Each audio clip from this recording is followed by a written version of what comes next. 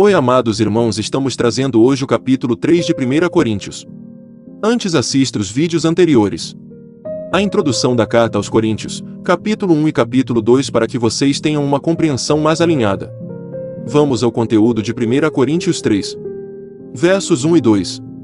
E eu, irmãos, não pude falar a vós como a espirituais, mas como a carnais, como a bebês em Cristo eu alimentei-vos com leite e não com alimento sólido, porque até agora não fostes capazes de suportar, nem mesmo agora sois capazes. A expressão grega original sarkinos significa carnaos, no sentido de bebês humanos.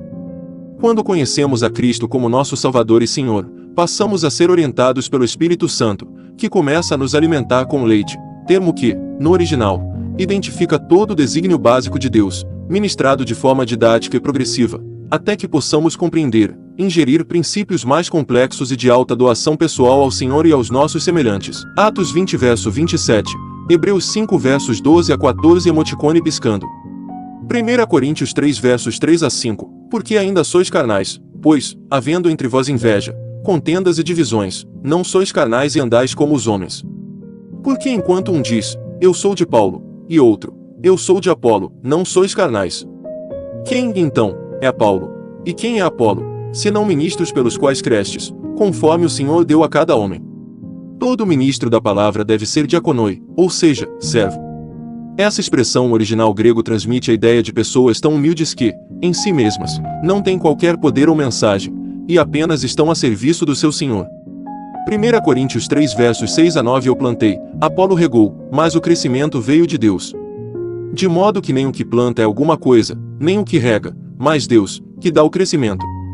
Ora, o que planta e o que rega são um, e cada um receberá o seu galardão, segundo o seu próprio trabalho. Porque de Deus somos cooperadores, lavoura de Deus, edifício de Deus sois vós. Paulo tinha um chamado divino para pregar o Evangelho onde ainda não havia sido pregado, Atos 18 versos 4 a 11.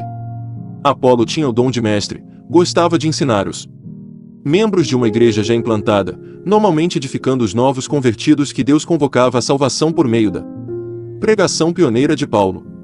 As duas funções têm igual importância e são complementares para o cumprimento da vontade de Deus. O prêmio, salário ou recompensa não depende do êxito, do número de salvos ou igrejas plantadas, mas do trabalho realizado com sinceridade e espírito de adoração ao Senhor. Os crentes são o campo agrícola de Deus.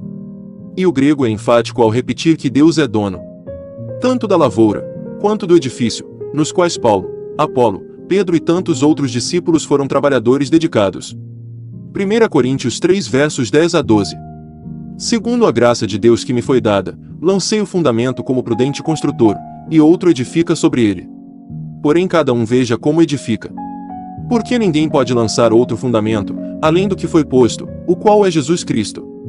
Contudo, se o que alguém edifica sobre o fundamento é ouro, prata, pedras preciosas, madeira, feno, palha, o ouro, a prata e vários tipos de pedras preciosas, como mármore, foram usados na construção dos templos. Enquanto a madeira, feno e palha eram destinados às casas sem grande valor. O primeiro grupo representa trabalho precioso e aceito por Deus como oferta suave e agradável que suportará os testes do juízo divino, simbolizam a doutrina e a vida cristã puras e saudáveis. O segundo grupo significa o trabalho realizado sem sinceridade e pureza de coração, apenas como uma atividade profissional sem qualquer compromisso ético e moral com Deus e com as pessoas, simboliza doutrina e vida cristã insípidas e distantes dos princípios básicos da palavra de Deus. 1 Coríntios 3 verso 13. A obra de cada homem se manifestará, pois o dia declarará, porque esta será revelada pelo fogo, e o fogo provará o tipo da obra de cada homem. O juízo divino testará com fogo a qualidade espiritual das obras realizadas. O trabalho de alguns cristãos resistirá à prova, como metais caros e pedras preciosas, porém, outros verão suas obras serem consumidas pelo fogo como se fossem de palha seca. Essa forte ilustração usada por Paulo tem o propósito de ressaltar a importância de se pregar, ensinar e viver a palavra de Deus sem subterfúgios, manipulações ou intenções reprováveis. 1 Coríntios 4 verso 5 e 2 Coríntios 5 verso 10. 1 Coríntios 3, 14 a 15. Se a obra que algum homem edificou permanecer, ele receberá uma recompensa. Se a obra de algum homem for consumida, ele sofrerá perda, mas ainda assim, ele será salvo, como pelo fogo. Recompensa, salário ou galardão. Apocalipse 22 verso 12, e Lucas 19 versos 6 a 19.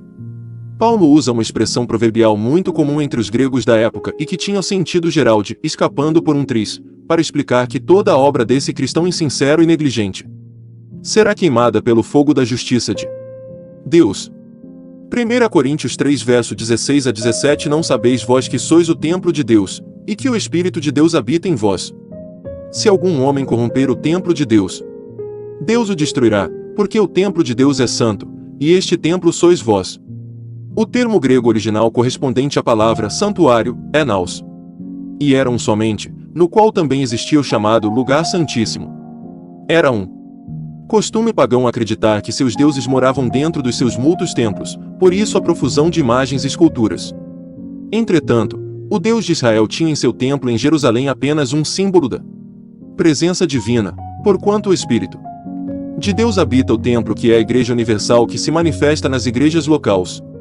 A penalidade para a profanação do templo era a exclusão ou a morte, Números 19 verso 20, e Levítico 15 verso 31. Paulo aqui se refere a pessoas que profanam a igreja local por meio de divisões e dissensões, 1 Coríntios 1 versos 11 e 12. 1 Coríntios 3 versos 18 a 22. Ninguém se engane a si mesmo, se alguém dentre vós se tem por sábio neste século, faça-se estulto para se tornar sábio. Porque a sabedoria deste mundo é loucura diante de Deus, porquanto está escrito, ele apanha os sábios na própria astúcia deles.